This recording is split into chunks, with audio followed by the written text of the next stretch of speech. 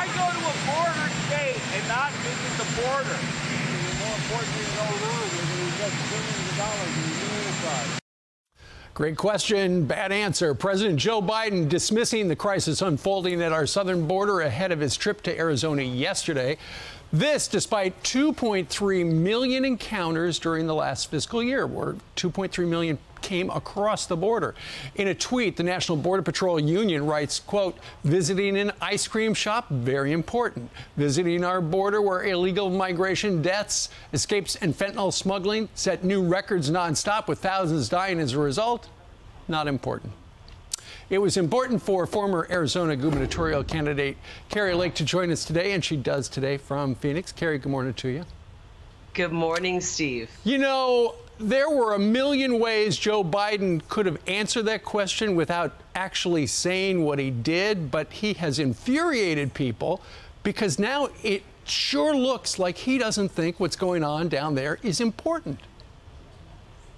Well, he created the problem. I mean, think about it. It was within minutes of him taking the oath of office that he pulled back all of President Trump's border policies that were keeping Arizonans and the rest of this country safe. Within minutes, he did that. He pulled back every single plan that President Trump put in place. He stopped the construction of the border wall, and he basically, with a wink and a nod, told the world, come on open, or come on over, we're open for business. Right. And he created the problem. But I am appalled that he would say that. You look into the eyes of a mother who's lost a 19-year-old son or a 20-year-old daughter to fentanyl poisoning, and you tell them what happens on the border doesn't matter. This man is I'm sorry, he's disgusting.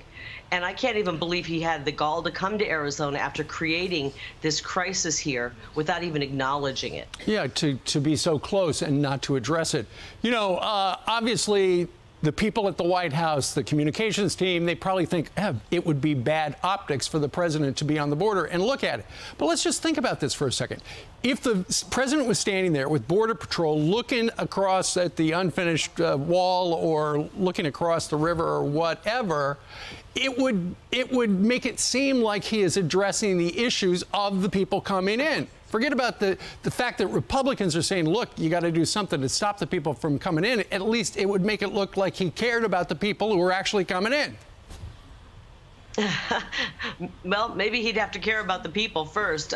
The issue is that, you know, even if he couldn't make it to the border, to sit down with parents who've lost a child to fentanyl poisoning, to hear their stories, I think he's afraid to go to the border, to be honest, Steve. I think he's afraid that he might hear from the Border Patrol agents who are having to process hundreds of thousands of people every year in Arizona.